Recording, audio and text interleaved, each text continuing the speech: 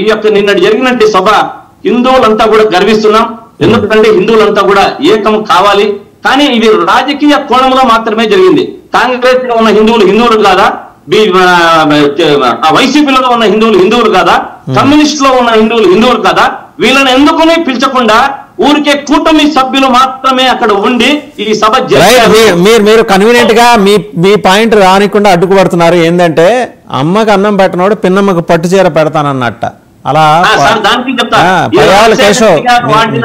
రాజశేఖర రెడ్డి గారు వాడిన పదాన్ని కూటమి ప్రభుత్వంలో సూపర్ 6 అమలు చేయలేక కొత్త కూటమిలో మన కొత్త సంవత్సరం ఇచ్చిన సానుకూలు చెప్తాను వినండి.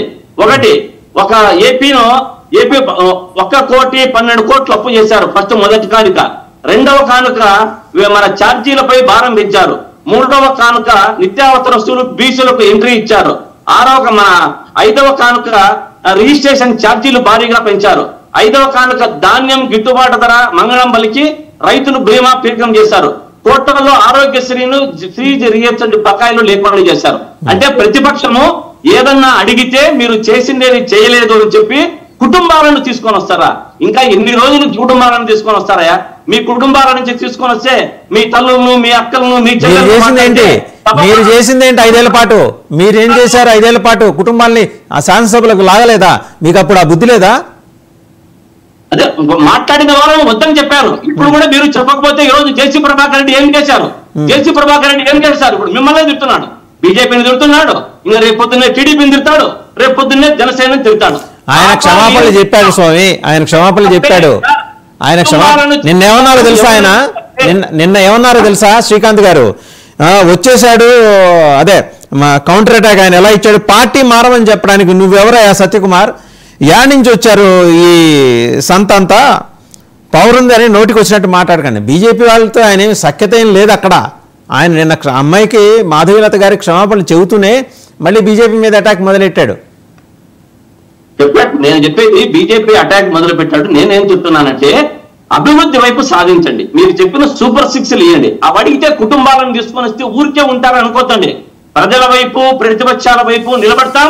మీరు మాట్లాడినవి అమలు చేయకపోతే ఎండగడతాం. మీ మాటలన్నీ నీటి మూటలేని చెప్తాం. ప్రజల పక్షాన. శివపార్తి గారు మాట్లాడతారు. శివపార్తి గారు, నాకైతే I have seen justified observation అండి. పయ్యావల్ కేశవ్ గారు అన్నది, అమ్మకి దండం పెట్టినోడు పిన్నమ్మకి పట్టు చీర పెడతాడా? బాగానే అడిగాడు ఆయన. శివపార్తి గారు, ఇప్పుడు తల్లికి వందనం అది మేనిఫెస్టోలో చెప్పిన ఆ విషయాలు ఇంకా అమలు అవ్వలేదండి అని ఏంటో ఇప్పుడు వచ్చి 6 నెలలకే ఏదో అయిపోతున్నట్టు ఆయన ఖజానా వెళ్ళేటప్పుడు ఖాళీ చేసి అంటే 10 లక్షల కోట్ల అప్పు నెత్తి మీద వేసి రోడ్లు అస్తవ్యస్తంగా చేసి ఏడబట్టిన ఏ కార్పొరేషన్లు పెట్టిన నిధులు బొక్కుకొని తిని ఇంతవరకు ఇవ్వాల్సిన బకాయిలు 1,30,000 కోట్లు బకాయిలు ఆడ పెట్టేసి వెళ్ళిపోతే వచ్చి అసలు ఒక తీరు తెన్ను లేని దాన్ని ఒక విధి విధానంలో తీసుకురావడం, అక్కడ ఉన్నంతలోనే తక్కువలో తక్కువ పెన్షన్ పెంచడం జరిగింది. అలాగే డిఎస్సి ఇచ్చారు. డిసెంబర్ కల్లా కంప్లీట్గా పోస్టింగ్స్ అంతా అయిపోవాలి, నెక్స్ట్ అకాడమిక్ ఇయర్ కల్లా టీచర్స్ని రిక్రూట్ చేయాలి అనే యుద్ధ ప్రాతిపదికన జరుగుతుంది. ఇంకొకటి రాగానే పెన్షన్స్ పెంచేశారు. ఫ్రీ సిలిండర్స్ అన్నారు, అది ఇచ్చారు. అంటే ఇచ్చిన 6 హామీల్లో 3 హామీలు అయిపోయినాయి. ఇంకా 3 హామీలు ఏంటి? రైతులకి సంబంధించి మహిళలకి ఫ్రీ బస్ ఒకటి, విద్యార్థులకు అమ్మఒడి. ఖచ్చితంగా అమ్మఒడి ఇప్పుడు అకాడమిక్ ఇయర్ కూడా అయిపోతుంది కాబట్టి తల్లికి వందనం ఇమీడియట్గా జరగాలని చెప్పి అది దాని మీద జరుగుతుంది. దాని మీద వాళ్ళు భర్జన పడుతున్నారు. నిధులు సమకూర్చుకోవడం ఎట్లాగా ఏంటి చెయ్యాలి. పాత ఈ పెండింగ్ పెట్టిన 3,000 కోట్లు జగన్మోహన్ రెడ్డి గారు విద్యా దీవెన, వసతి దీవెన